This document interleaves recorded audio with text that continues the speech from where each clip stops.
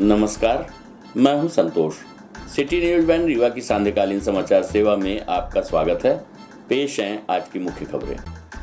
मध्य प्रदेश का एकमात्र रीवा जिला जहां स्वाइन फीवर ने दी दस्तक, 11 सैंपल की जांच में हुई वायरस की पुष्टि। आपको बता दें कि रीवा जिले के मऊगंज सहित कई शहरी इलाकों में सुअरों की लगातार मौतें हो रही थी, जिसने पशुपालकों के साथ ही आसपास रहने वाले लोगों की चिंता बढ़ा दी थी। लगातार हो रही सुअरों की मौत के बाद पशु चिकित्सा विभाग की टीम द्वारा जानवरों का टीकाकरण शुरू किया गया और उनका सैंपल लेकर जांच के लिए भेजा गया। जांच रिपोर्ट में अफ्रीकन स्वाइन फीवर की पुष्टि हुई, जिसकी वजह से सुअरों की मौत हो रही थी।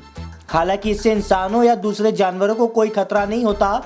मध्य प्रदेश के रीवा में सुअरों की महामारी अफ्रीकन स्वाइन फीवर ने दस्तक दे दी है। रीवा जिले से जांच के लिए भोपाल स्थित राष्ट्रीय उच्च सुरक्षा पशु रोग संस्थान में आए 11 सैंपलों में ASF संक्रमण पाया गया है। संस्थान की ओर से जांच रिपोर्ट राज्य शासन को भेज दी गई है। रीवा शहर के वार्ड 15 में दुबिया टंकी इलाके में सुअरों के बीमार होने की जानकारी मिली थी। लक्षणों के आधार पर बीमार सुअरों के सैंपल जांच के लिए भोपाल भेजे थे, जिसमें इस वायरस की पुष्टि हुई है। अफ्रीकन स्वाइन फीवर को कंट्रोल करने की राष्ट्रीय गाइडलाइन के मुताबिक जिस स्थान पर ASF का संक्रमण पाया गया है, उसके 1 किलोमीटर के दायरे में मौजूद सुअरों की किलिंग की जाती है, ताकि दूसरे जानवरों को संक्रमण से बचाया जा सके। इसके अलावा 3 किलोमीटर के दायरे में सभी जानवरों की सैंपलिंग कर निगरानी करनी पड़ती है। बता दें कि ये एक अत्याधुनिक घातक संक्रामक रोग है जो अफ्रीकन स्वाइन फीवर नामक वायरस के जरिए फैलता है। इसका कोई दवा इलाज नहीं है। इसे सिर्फ रोकथाम की वजह से ही इसमें काबू पाया जा सकता है। पालतू और जंगली सुअरों दोनों ही इसके शिकार बनते हैं। संक्रमण होने पर सुअरों में तीव्र बुखार आता है। बुखार के साथ एनोरेक्सिया, भूख न लगना, उल्टी और दस्त शामिल होते हैं। हालांकि जानकारों की माने तो अभी तक ना तो इसकी कोई दवा बनी है और ना ही कोई टीका तैयार हुआ है। लेकिन वायरस का ये वेरिएंट काफी खतरनाक है। जिस भी सुअरों में ये होता है, उनकी मौत होना तय मानी जाती है। प्रस्तुत है उप संचालक डॉक्टर राजेश मिश्रा से प्राप्त जानकारी का अंश। देखिए, इसकी प्रथम जो रिपोर्ट आई है वो आई थी 12 तारीख को, और 12 तारीख से ही हम लोग विभाग का जो भी दायित्व है, विशेषकर इलाज का और लक्षणों के आधार पर इलाज करना, टीकाकरण, ये लगभग सभी वार्ड्स जहाँ की पशु सूकर पालक रहते हैं वहाँ किया गया। और लेकिन ये है कि मृत्यु दर जो है वो कांस्टेंट बनी हुई है, उसमें रोक नहीं लग पाई। जो अपेक्षाकृत जो मृत्यु होनी चाहिए, रुकनी चाहिए थी, वो नहीं रुकी। इसलिए आशंका ये हुई कि जो हम नॉर्मल स्वाइन फीवर के जो लक्षण दिख रहे थे वो संभवतः वो चीज़ नहीं है। और इसी के लिए फिर हम लोगों ने ये सैंपल्स जो है भोपाल भेजे थे, और यहाँ हाई सिक्योरिटी लैब है जो कि केंद्र सरकार की लैब है और एशिया की सबसे प्रतिष्ठित लैब है। इस लैब से हमारे पास सारे सैंपल्स की पुष्टि हुई है कि ये अफ्रीकन स्वाइन फीवर है। इसमें सबसे विशेष बात एक अच्छी है कि ये मनुष्यों में नहीं फैलती है। इसलिए पहली चीज़ तो ये है कि आप सभी से अपेक्षा है कि ऐसा प्रचार बिल्कुल नहीं होना चाहिए कि ये जूनोटिक है या मानव के स्वास्थ्य के लिए हानिकारक है। रही बात, ये बीमारी सूकर से सूकर में ही फैलेगी, हाईली कांटेजियस है, इसलिए मृत्यु की संभावना भी काफ़ी अधिक है। सर, इसके रोकथाम की क्या इलाज है, कब तक ये रोकथाम के लिए कोई स्पेसिफिक नहीं है। ऑटो इम्यूनिटी एक चीज़ तो ये होती है कि सेल्फ जो बीमारी हो रही है, अगर शरीर पशु का अच्छा है, उसकी इम्यूनिटी अच्छी है, तो वो रजिस्ट कर लेता है और उसके पास बीमारी नहीं होगी। वर्तमान में कोई भी टीका पूरे विश्व में इसका उपलब्ध नहीं है, इसलिए इसका एक विशेष प्रोटोकॉल निर्धारित किया है केंद्र सरकार ने, और उस प्रोटोकॉल के तहत ही जोन बनाए जाएंगे। वो कल आज से शुरू है प्रक्रिया। इसमें प्रशासन भी इन्वॉल्व होगा, अन्य कई विभागों के अधिकारी कर्मचारी सब साथ में कार्य करेंगे, और कोशिश ये की जाएगी कि जितनी जल्दी इसका नियंत्रण पाया जा सके वो देखिए। सर, ये मान सकते हैं कि ये मनुष्य में जो कोविड आया था, ऐसे जानवरों में इस तरह की बीमारी है जिसका कोई इलाज नहीं? देखिए, अभी गवर्नमेंट ऑफ इंडिया ने वन हेल्थ शुरू किया, मोस्टली अब कॉन्सेप्ट भी यही है कि धीरे धीरे कई ऐसी बीमारियां आ रही हैं जो कि पशुजनित हैं। तो ये है, लेकिन ये अफ्रीकन स्वाइन फीवर काफ़ी दिनों से प्रिविलेंट है, ऐसा नहीं है कि कोई नई बीमारी है ये।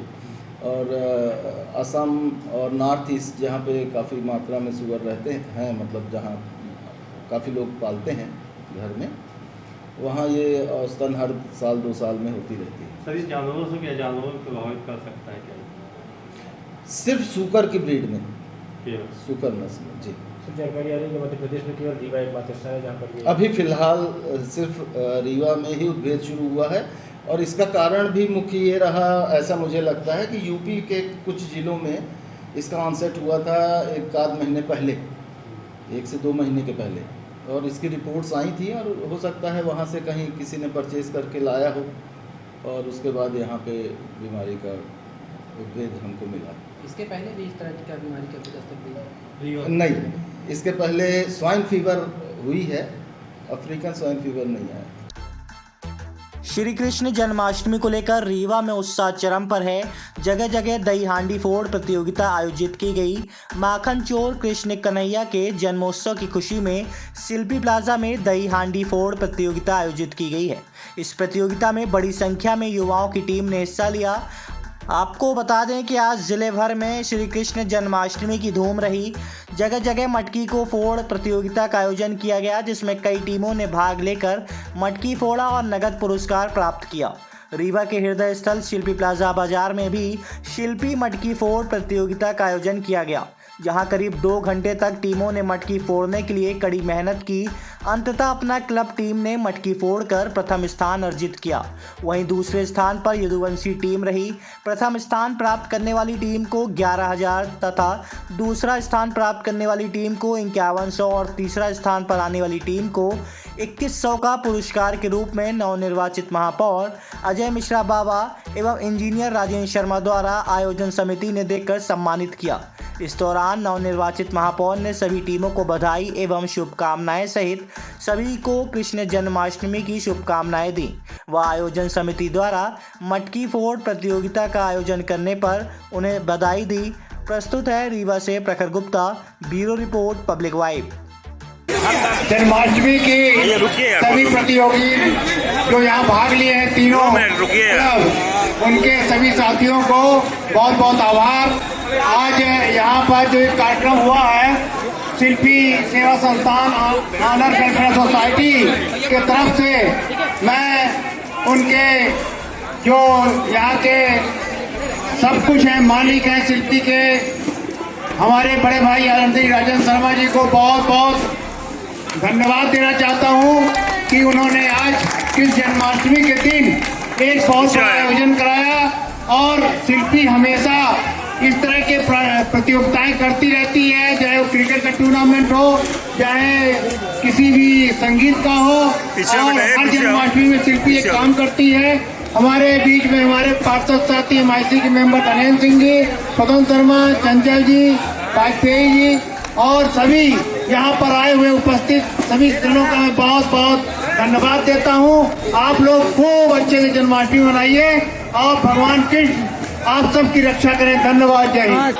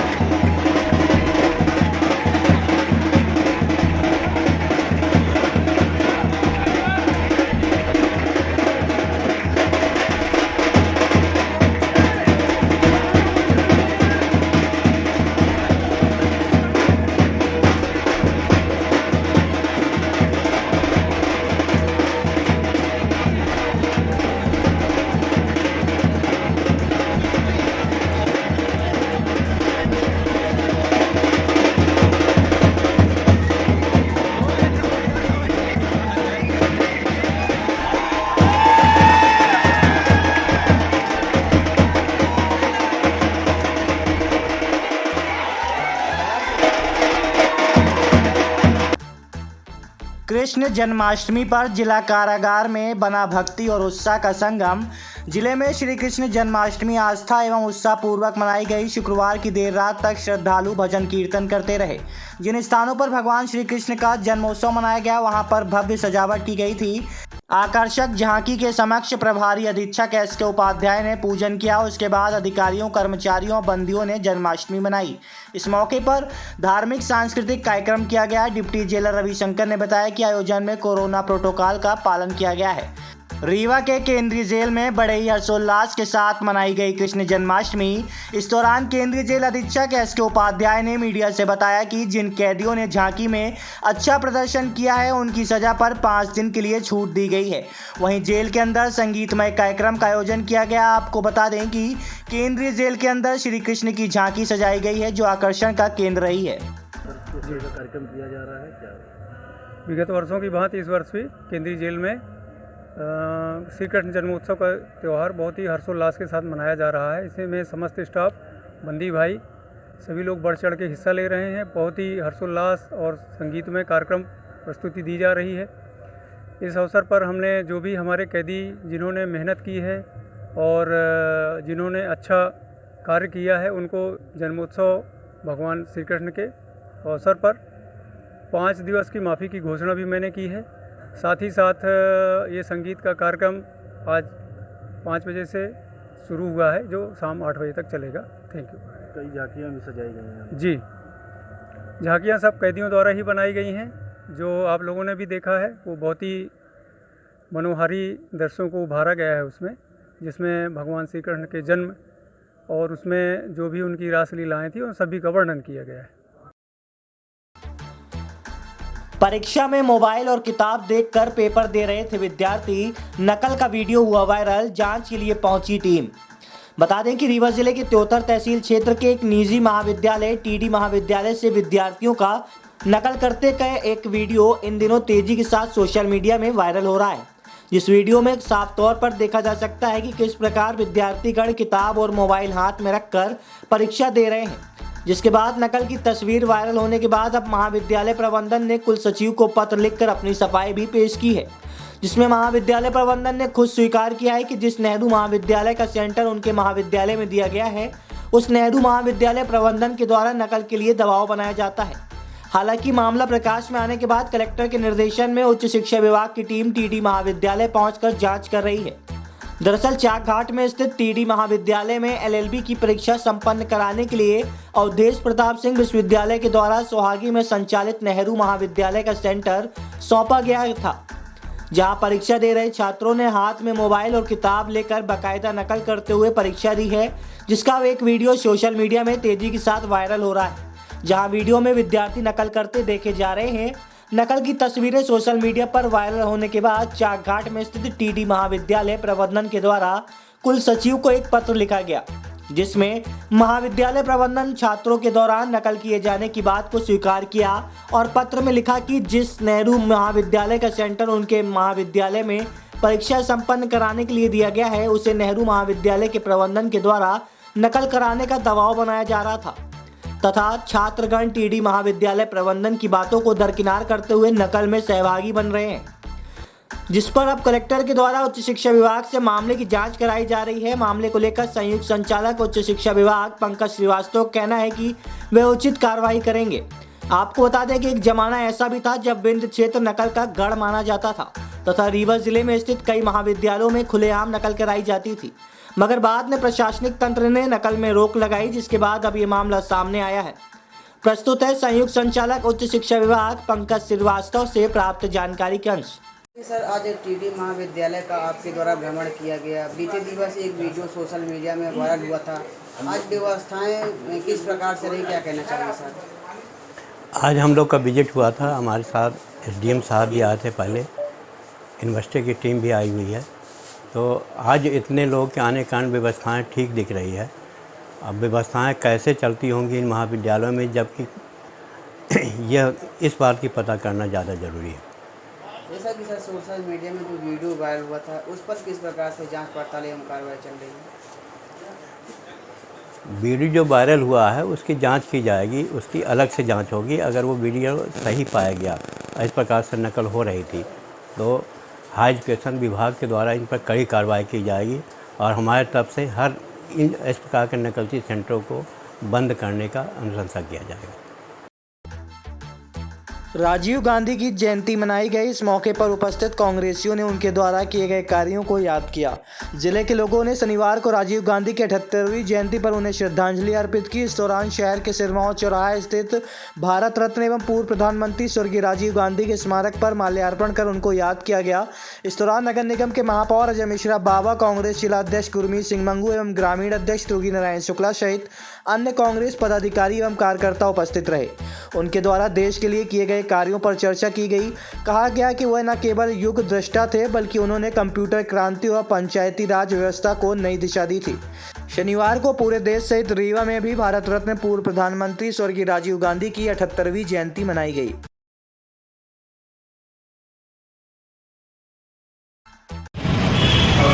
आधुनिक भारत के रचयिता स्वर्गीय राजीव गांधी जी की आज 78वीं जयंती है। उस उपलक्ष्य में आज हमारे जिला कांग्रेस कमेटी के तत्वाधान में उनकी प्रतिमा पर माल्यार्पण का कार्यक्रम किया गया है। हमारे जिला के अध्यक्ष आदरणीय भगत शुक्ला जी, शहर कांग्रेस कमेटी के अध्यक्ष आदरणीय गुरमीत सिंह मंगू जी, डॉक्टर मुजीब खान साहब प्रदेश महामंत्री, सत्या जी, यहाँ पर उपस्थित हमारे कांग्रेस पार्टी के समस्त साथी जन। रीवा संभाग की जनता इन दिनों दोहरी मार झेल रही है।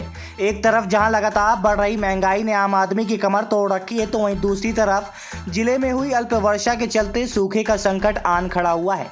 इसके कारण किसान परेशान हैं। ये सब बातें आज राज्यसभा सांसद राजमणि पटेल ने एक पत्रकार वार्ता के दौरान कही। साथ ही आवश्यक वस्तुओं से टैक्स हटाने, जिले को सूखा घोषित करने की मांग की है।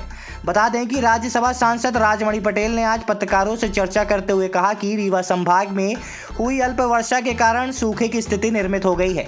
किसान परेशान है। बारिश न होने के कारण किसानों ने खेत नहीं बोए। खेतों में काम करने वाले मजदूर बेरोजगार हो गए हैं। उनके सामने अब जीवन यापन का संकट आ खड़ा हुआ है।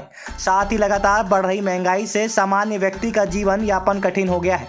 भाजपा की सरकार कहती कुछ है और करती कुछ और है। जन्माष्टमी की सभी पत्रकार साथियों को बहुत बहुत मुबारकबाद, बधाई। दोनों तरह से खासकर रीवा जिले और अपने रीवा संभाग की जनता के ऊपर दोनों तरफ से कहर टूटा। एक तो सरकार की तरफ से महंगाई की मार पड़ी है,